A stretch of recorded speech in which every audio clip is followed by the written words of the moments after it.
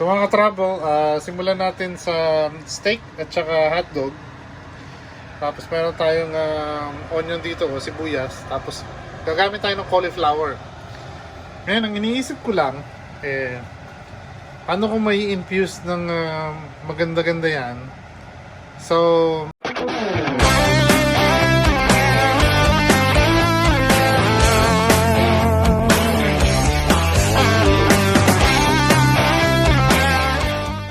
magandang buhay mga ka-travel.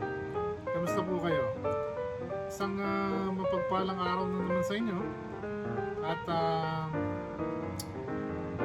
samahan nyo ako at magluto tayo ng kaunti. Total, wala naman din naman ako masyadong makalabas at saka medyo busy tayo. So samahan nyo lang akong magluto ng tingnan natin, isang munting invention na naman ni Ka-Travel. At tingnan natin kung paano natin may infuse to, paano natin may raraos to. Simpleng ricado lang yung mga nakahalo dito at tingnan ko lang kung magagawan ko ng justice itong lulutuin ko. Pero dahil naglilimit tayo sa rice, so ito yung gagamitin natin. Pakita ko sa inyo sandali lang. So mga ka-travel, simulan natin sa steak at saka hotdog. Tapos meron tayong onion dito o sibuyas. Tapos gagamit tayo ng cauliflower. Ngayon, ang iniisip ko lang, paano ko may infuse ng maganda-ganda yan?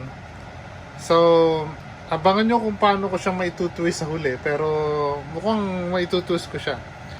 But for the meantime, isosote ko lang muna itong mga ingredients natin. Tapos tingnan ko kung anong kalalabasan nito sa medyo bandang huli. So, paano? At simulan ko na. So mga travel, simulan natin na lagyan ng mantika itong pan natin. Itong ating pan dito. Gagamit tayo ng ganyan dati, gamit tayo ng olive oil para medyo healthy konti. Ito naman ng konting oil dyan, yan. Lagyan natin siya ganyan. Konting-konti lang yung oil natin dyan, nakita nyo naman, no? Medyo ito natin, halo-halo natin ganyan, yan. Yan. At tapos isatin na natin itong pan. Isatin na natin itong sibuyas natin. Yan.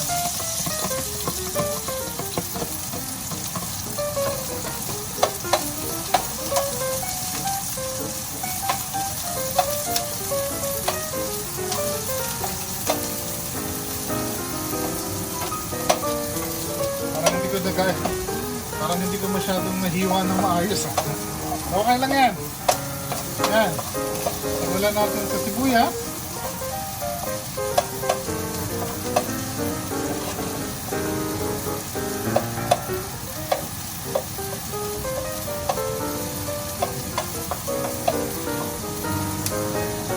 Natin sibuyas dyan. Tapos siguro medyo sabay na natin ng konti yung bawang.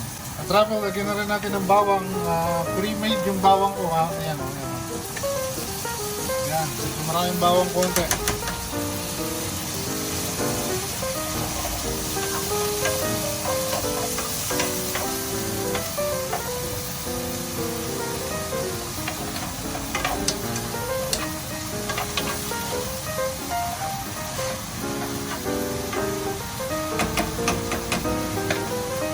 Oops! Ayan lang natin maluto ng konti.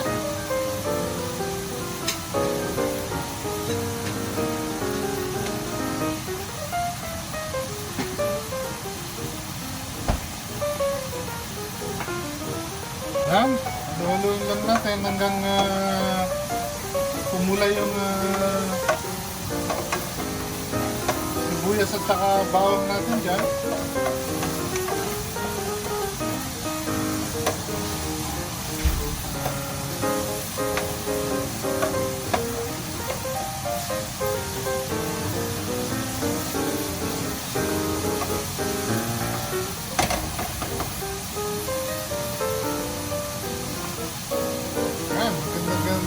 kulay yun, di ba?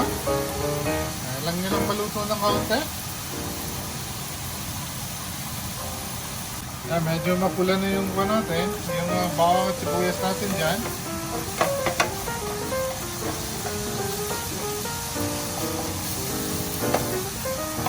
So,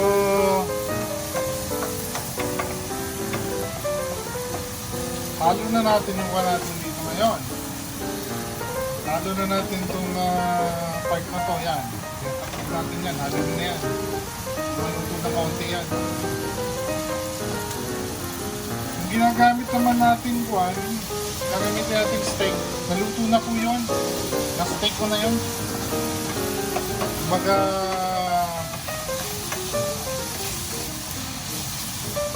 Yung mga natirang steak natin, medyo nagtatawa na tayo pa. Lagyan natin ng konting infuse para naman gumanda.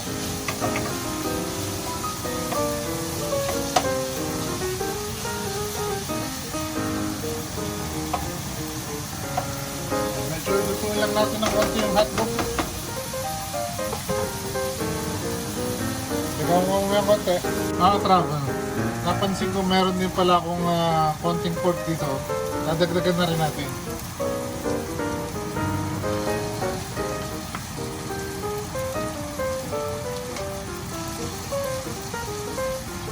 Ayan, dagdag natin.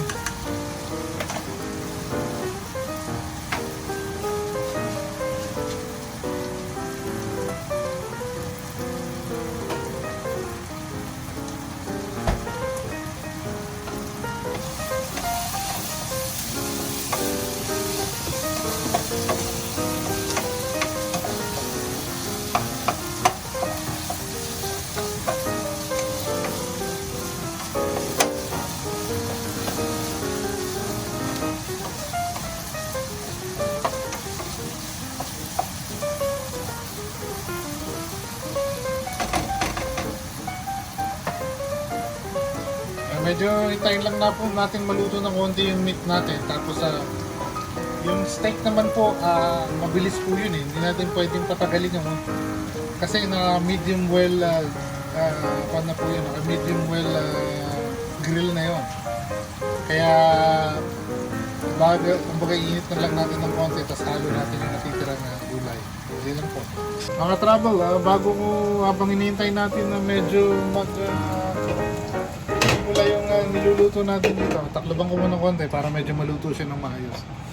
Habang hinihintay natin, mag-shoutout lang tayo konti. Shoutout ko pala si kapatid PB ng Micro sa UCSD. Hello sa'yo, shoutout sa'yo.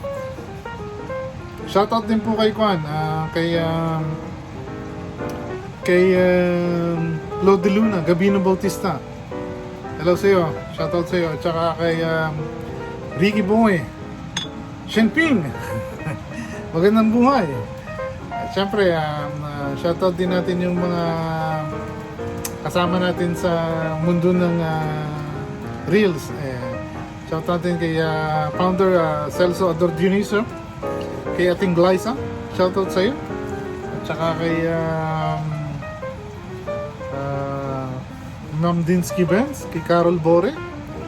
At saka shoutout din natin ang ating member ng Team Magandang Buhay, headed by Celso Ador Dioniso. Nandiyan po si co-founder Alex, si co-founder Sis Marilyn Ancheta Bujena. Siyempre, shoutout din sa ating artistic designer na si Doc Aga Agustito Potin. At saka kay Sir Alex Alexander Castillo Vlog. Supportahan niyo po yan. At tuloy natin mamayang konti at balikan natin yung niluluto natin. So mga travel, tuloy natin. Halo na natin itong steak natin. Tapos halo na natin yung cauliflower.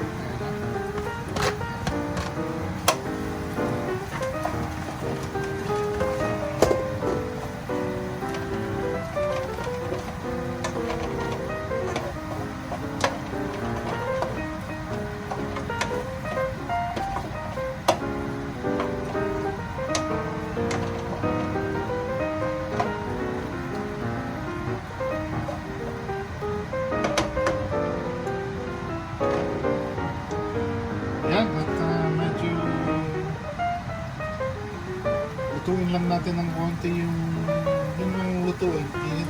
Papulahin lang natin ng konti pa. Tapos titignan natin yung cauliflower. Yun. So, tuloy natin. So, syempre, shoutout din po kay Tita Annabel Domingo. Kay Mervin Nibriem Itleong. Ayan. Shoutout sa'yo, Brother Mervin. Kay Binmark. Kay sana wala tayong mga kalimutan lang. Si Binmark. Si Bidal. Ma'am Bidal. Shoutout po sa inyo. Kay Attorney. Shoutout. Kay sino ba mga nakakalimutan natin? Siyempre, shoutout na rin natin yung mga kapatid natin. Si Sis Marichelle, si Bossing, ating isa sa co-founder, si Bossing Jonah Valabrugena. Shoutout sa iyo, Mrs. At shoutout din natin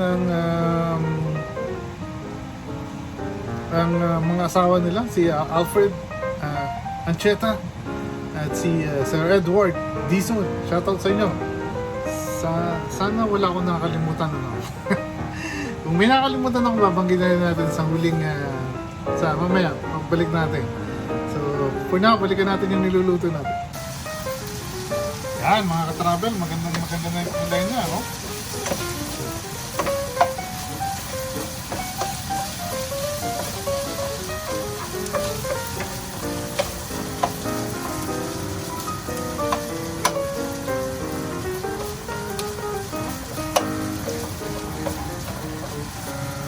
Halusin na rin natin ito. Itong nag-iisang broccoli natin. Ayan.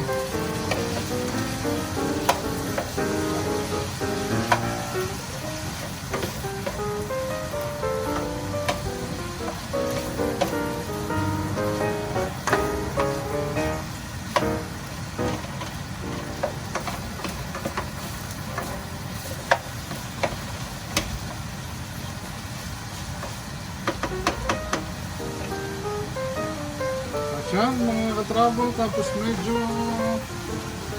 lagyan natin ng kaunting Knorr seasoning dito.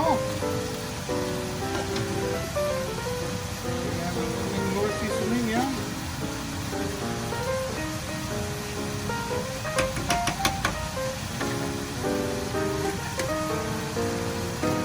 Tapos yan,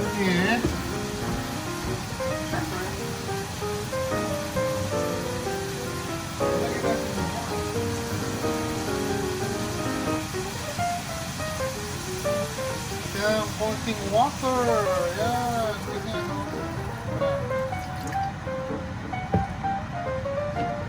Konti lang yung water natin. Medyo konting ganyan.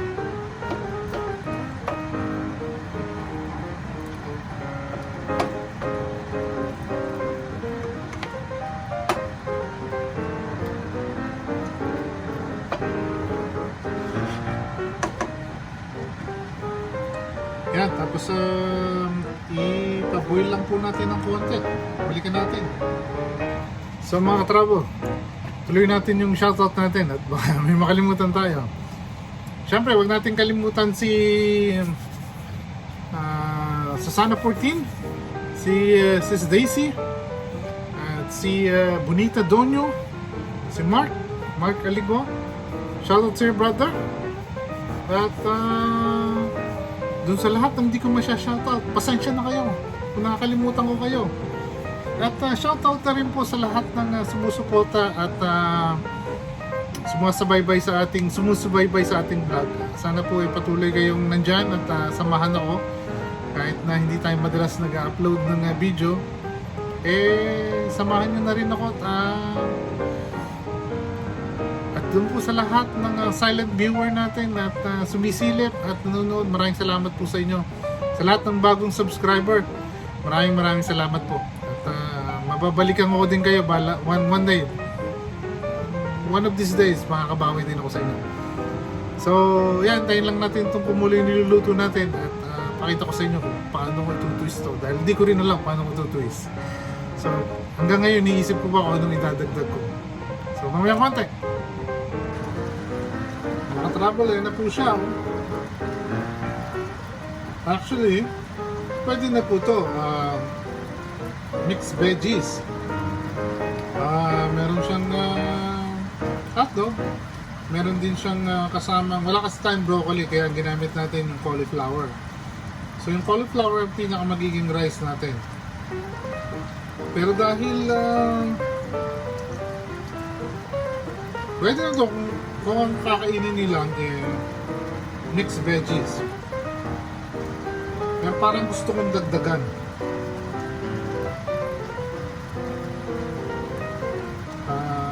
Or pwede ko nang kainin ng ganito. Total, diet po tayo. So ang magiging kanin natin is yung cauliflower. Actually, okay na yan. Pwede na yan. So, medyo palambutin ko lang ng konti pa yung cauliflower natin. Tapos, init lang natin ng mga ilang minuto. Tapos, serve natin sa plate. Tapos, kainin natin. Yun lang po. Madali lang. So, mga trabo, ayan na siya. Luto na. Nakita nyo, medyo usok-usok pa ng konti. Ano, yan, no? Yan po ang ating niluto na personal recipe ko po yan. Hindi ko naman po, hindi po tayo eksperto sa ganitong bagay, pero yan lang po yung simpleng luto na ginawa natin para di natin sayang yung mga leftover natin. So yan po siya, meron siyang hotdog, meron tayo dyan beef steak, at ang pinakakanin po natin dyan ay yung broccoli natin. Yan. So mix veggies. Halika, kainin natin, samahan niyo ko. So mga ka-travel, gaya ng dati, dito na naman tayo. Kita nyo, muusok-usok pa. Sandali lang.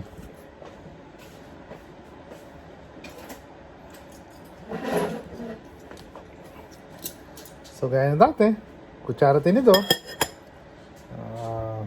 Ito po yung hotdog natin. Tikman natin. Ayos.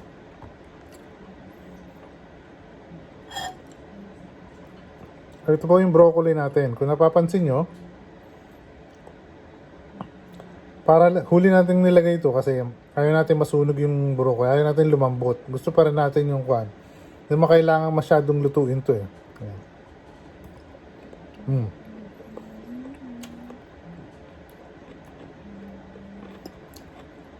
Tama-tama po yung lasa. Ito po yung steak natin. So na tikman na po natin. Ayos. So paano ka-travel? Mga travel, kainin ko muna to. Baka kainin pa ng iba eh. Isang mapagpalang araw po sa inyo. At magandang buhay mga ka-travel hanggang sa muli. Magandang buhay mga ka-travel.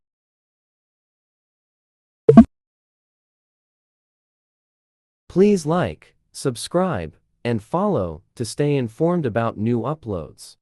Thank you for watching.